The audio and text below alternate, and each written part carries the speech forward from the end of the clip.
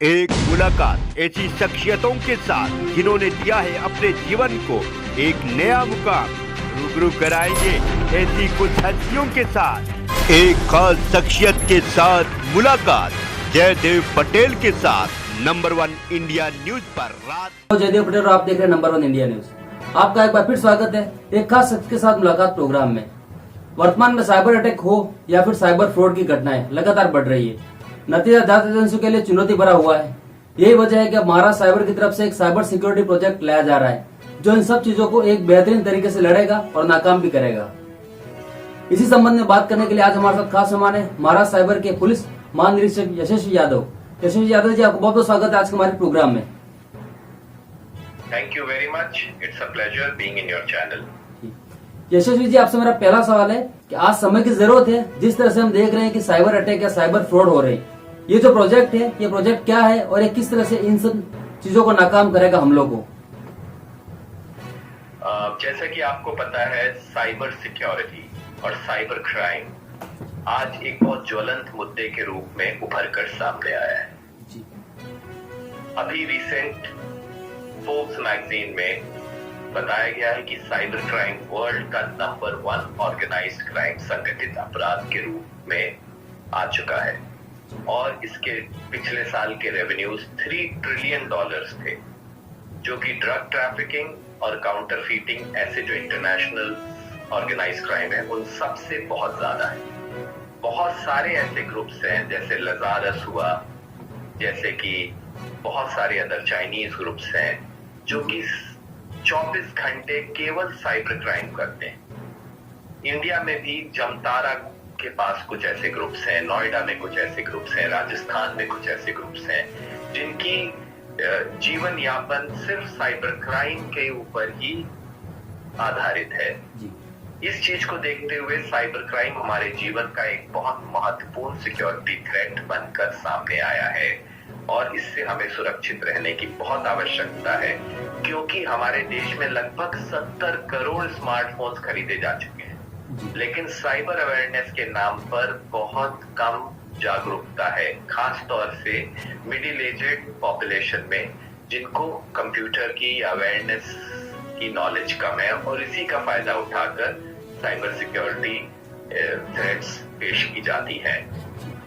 जैसा कि आपने देखा ही होगा कि बहुत सारे स्कैम कॉल्स आते हैं, आपके passwords, pin, credit card number वगैरह को विभिन्न मोडस ऑपरेंडी के थ्रू प्राप्त करने का प्रयास होता है, जिससे कि एक विक्टिम का अकाउंट खाली किया जा सके। इसी तरह एक स्टेज नेक्स्ट लेवल पर जाकर साइबर टेररिज्म का खतरा भी हमारे देश में मंडरा रहा है, जिसके तहत रेलवे सिग्नलिंग सिस्टम को हैक किया जा सकता है, ट्रेनें को भिड़ाया जा सकता है, वाटर प्यूरिफिकेशन प्लांट्स को में हैकिंग करके वाटर को पॉइजन बनाया जा सकता है, न्यूक्लियर प्लांट्स को हैक किया जा सकता है। ये सब ऐसी चीजें हैं जो मैं अपने मनगढ़ंत नहीं बना रहा हूँ, ये विश्व में कहीं ना कहीं हुई है ये सारी घटनाएं। और इसको रोकने के लिए महाराष्ट्र सरकार ने, महाराष्ट्र गवर्नमेंट ने हमें एक साइबर सिक्योरिटी प्रोजेक्ट को क्रियान्वित करने का लिए पत्र व्यवहार किया है और महाराष्ट्र साइबर डिपार्टमेंट अब इस साइबर सिक्योरिटी प्रोजेक्ट को जल्दी से जल्दी क्रियान्वित करना चाहता है, जिसमें 3 महत्वपूर्ण अंग रहेंगे। नंबर 1 है CERT Maharashtra, which is computer emergency response team Maharashtra, जो महाराष्ट्र में कहीं पर भी कोई साइबर सिक्योरिटी थ्रेट आएगा, कहीं पर भी hacking, ransomware, data theft, pornography, online fraud, ऐसा कोई भी क्राइम साइबर से रिलेटेड होगा, तुरंत हमारे team of world class experts अपने वर्ल्ड क्लास सॉफ्टवेयर टूल्स के साथ इसको नाकाम बनाने का प्रयास करेंगे और किसने ये हमला किया है उस पर भी शोध करेंगे। दूसरा इसका अंग है tie, which is technology assisted investigation, जिसमें कि कोई भी पारंपरिक अपराध है जैसे कि मर्डर, रेप, और जहां पर सेल फोन, लैपटॉप या कोई भी साइबर रिलेटेड टूल का उपयोग हुआ है तो उसकी proper analysis, data recovery, data forensics, ये सब काम करने में सक्षम होगा ये प्रोजेक्ट के तहत दी गई सुविधाओं के तहत। और तीसरा अंग है इसका सेंटर ऑफ एक्सीलेंस, जहां पर ना केवल पुलिस ऑफिसर्स को बल्कि जुडिशियल ऑफिसर्स को, सारे जुडिशियल सिस्टम के लोगों को, ज्यूरिस्प्रूडेंस के लोगों को साइबर लॉ और साइबर अवेयरनेस की ट्रेनिंग दी जाएगी, जिससे वो अपने आप को सुरक्षित रख सके। जी यशस्वी जी, वर्तमान में महाराष्ट्र साइबर है, मुंबई साइबर सेल है और भी साइबर पुलिस है, तो ये मल्टी एजेंसीज बन रही है, तो कोई कंफ्यूजन नहीं होगा कि इसकी जरूरत क्यों पड़ी और ये किस तरह से काम करेगा आगे आने वाले दिनों में? मल्टी एजेंसीज का तालमेल बिठाने के लिए, उसमें कोऑर्डिनेशन रखने के लिए एक नोडल एजेंसी की जरूरत होती है। तो नोडल एजेंसी के तहत महाराष्ट्र साइबर काम करेगा, उनको गाइडेंस, उनको सपोर्ट, उनको विश्व स्तरीय मैन पावर और टूल्स प्रोवाइड करेगा। जी यशस्वी जी, ये जो पारंपरिक अपराध है, खासकर टैकिंग के लिए जिस तरह से मोबाइल का इस्तेमाल करते हैं या फिर पुराना चेयर ट्रिप करना हो या इस तरह की जो बातें हैं, ये सब क्रिमिनल का भी रेजुलेशन इसके साथ आएगा क्या? देखिए, पुलिस ऑफिसर्स को साइबर की कोई विशेष ट्रेनिंग शुरू में दी नहीं जाती है। इनफैक्ट जो पुलिस वाला आपका पासपोर्ट चेक करता है, वो हो सकता है कभी विदेशी ना गया हो। जो आपका क्रेडिट कार्ड फ्रॉड इन्वेस्टिगेट कर रहा है, हो सकता है उसके पास क्रेडिट कार्ड ही ना हो। इन सब टेक्नोलॉजिकल गैप्स को, इन सब इन्वेस्टिगेशन गैप्स को पूरा करने के लिए ये प्रोजेक्ट आ रहा है, और इसमें सब विश्व स्तरीय टूल्स होंगे जिससे कि मोबाइल्स को ट्रैक किया जा सके, उनके डेटा को रिकवर किया जा सके, उनको डेटा को प्रिजर्व किया जा सके और उनकी डेटा की एनालिसिस की जा सके। जी यशस्वी जी, अभी हम देखते हैं कि अक्सर जो है, खास करके सोशल मीडिया की बात करें तो जो प्लेटफॉर्म होते हैं, कंपनियां ज्यादातर विदेशों में होती है, तो एजेंसियां उन्हें पत्र लिखती है, लेकिन कंपनियां उन्हें विजिट डिटेल्स देती नहीं है, शेयर नहीं करती जानकारी। नतीजा ये होता है कि जांच होती है तो उसमें बहुत देर हो जाती है, कभी कभी तो आरोपी पकड़े भी नहीं जाते हैं। तो इसको लेकर ये क्या काम करेगा? ये आपने एक बहुत ही रेलेवेंट क्वेश्चन पूछा है, बहुत ही उपयोगी क्वेश्चन है।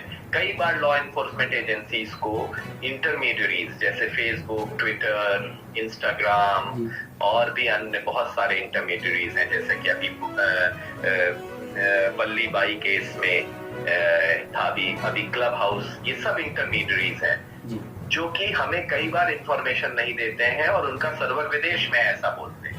लेकिन इन्हीं चीजों को कवर करने के लिए, इन्हीं को करेक्शन करने के लिए अभी मिनिस्ट्री ऑफ टेलीकम्युनिकेशन ने एक नई गाइडलाइन जारी की, जिसके तहत हर एक इंटरमीडियरी जिसके ग्राहक इंडिया में है, उसको यहाँ पे ग्रीवेंस ऑफिसर और नोडल ऑफिसर और चीफ ग्रीवेंस ऑफिसर नियुक्त करने होंगे जो इंडिया में ही बेस्ड हो, और कोई भी लॉ एनफोर्समेंट की रीजनेबल और लीगल जानकारी अगर वो मांगते हैं तो उसको समय रहते 72 घंटों में मुहैया करानी पड़ेगी। इन गाइडलाइंस को मैं चाहता हूँ एक वैधानिक रूप भी जल्दी से जल्दी मिल जाए, एक लॉ बन जाए, जिससे कि इंटरमीडियरीज कोई भी लॉ एनफोर्समेंट एजेंसी को कोऑपरेट करने के लिए बाध्य हो सके। जी यशस्वी जी, आपसे मेरा एक क्लोजिंग क्वेश्चन है कि महाराष्ट्र में बूस्टर डोज के लिए रजिस्ट्रेशन के नाम पर लोगों को लूटने के फिराक में बैठे ठगों की साजिश का जो पर्दाफाश किया गया है, इसको लेकर महाराष्ट्र साइबर ने किस प्रकार की एडवाइजरी जारी की गई है और एक बूस्टर डोज के रजिस्ट्रेशन के नाम पर किस तरह से ठगी की जा सकती है, इस बारे में भी अगर आप बता सको तो। देखिए, मैंने आपको बताया बहुत सारे ऐसे ग्रुप्स हैं जिनका जीवन यापन ही साइबर क्राइम पे चल रहा है। जमतारा में आलीशान बंगले, हेलीकॉप्टर्स और गाड़ियां खरीदी जा रही। ये सब इसीलिए हो रहा है क्योंकि कुछ लोग शिकार हो रहे हैं। अगर 100 में से एक आदमी भी साइबर क्राइम का शिकार हो जाता है तो उनके लिए बहुत पैसा है, साइबर क्रिमिनल्स के लिए। आजकल सेक्स एक्सटॉर्शन हो रहा है, जिसमें बड़े बड़े बिजनेसमैन, कॉर्पोरेट लोगों को फंसाकर, हनी ट्रैप करके उनसे पैसा लिया जा रहा है। आजकल बिटकॉइंस के या क्रिप्टो करेंसी के तहत रैंसम मनी लिया जा रहा है, जिसको ट्रेस करना बहुत ही मुश्किल होता है। डार्क नेट के थ्रू इतने सारे ऑफेंसेस हो रहे हैं। तो मैं ये कहना चाह रहा हूं कि अगर आप हमारे ट्विटर हैंडल पे जाएंगे, महाराष्ट्र साइबर के ट्विटर हैंडल, आपको 100 से ज्यादा एडवाइजरीज मिलेंगी जो अलग अलग विभिन्न स्वरूप के साइबर क्राइम के बारे में लोगों को चेताएंगी, उनको अवेयर करेंगे। साथ ही साथ ये जो आपने बूस्टर डोज की बात बताई, ये एक उसी का छोटा सा है। कोई भी नई चीज आएगी उसको किस तरह से तोड़ मरोड़ कर साइबर क्राइम का रूप दिया जाए, लोगों भोले भाली जनता को कैसे फंसाया जाए, ये इन लोगों का दिमागी खेल है। इसी तरह कोई भी नई चीज आएगी, कल आपकी कोई नई कार की बुकिंग होने लगे जो बहुत फेमस हो जाए, तो उसमें भी फर्जी बुकिंग के नाम पर लोगों को फोन करना, और ये सब क्यों पॉसिबल होता है? क्योंकि डेटा थेफ्ट हो जाता है। किसी भी ऑर्गेनाइजेशन का अगर डेटा चुरा लिया है हैकर्स ने, उसको ये लोग डार्कनेट में डाल देते हैं। वहां से उनको डेटा, फोन नंबर वगैरह मिल जाते हैं, क्रेडिट कार्ड नंबर मिल जाते हैं। उनका मिसयूज करते हैं ऐसे स्कैमर्स, जिसको हम जमतारा टाइप ऑफ स्कैम बोलते हैं। इसको रोकने के लिए हम लोगों ने एडवाइजरी जारी की है। जब शुरू में वैक्सीनेशन चालू हुए थे तब भी इस टाइप के स्कैम चालू हुए थे। अब बूस्टर डोज के नाम पर स्कैम है, लोगों के क्रेडिट कार्ड, लोगों का अकाउंट नंबर, पिन नंबर। तो मेरी सभी लोगों को हिदायत है, सजेशन है कि कृपया अधिकृत बूस्टर सेंटर्स में ही अपनी रजिस्ट्री करें, कोविन ऐप पर ही अपनी रजिस्ट्री करें, अधिकृत लोगों से ही अपनी बूस्टर डोज लगाएं, वरना हो सकता है उनको बूस्टर डोज के नाम पर ठग लिया जाए, उनका बैंक अकाउंट खाली कर दिया जाए, या फिर नॉर्मल पानी उनको लगा दिया जाए बूस्टर डोज बताकर। जी यशस्वी जी, आपने अपने 20 शेड्यूल में से नंबर 1 इंडिया न्यूज के लिए समय निकाला, उसके लिए आपका बहुत बहुत धन्यवाद। धन्यवाद। ये मेरे लिए बहुत गर्व और अभिनंदन की बात है कि आपके साथ मेरी वार्तालाप हो सका। थैंक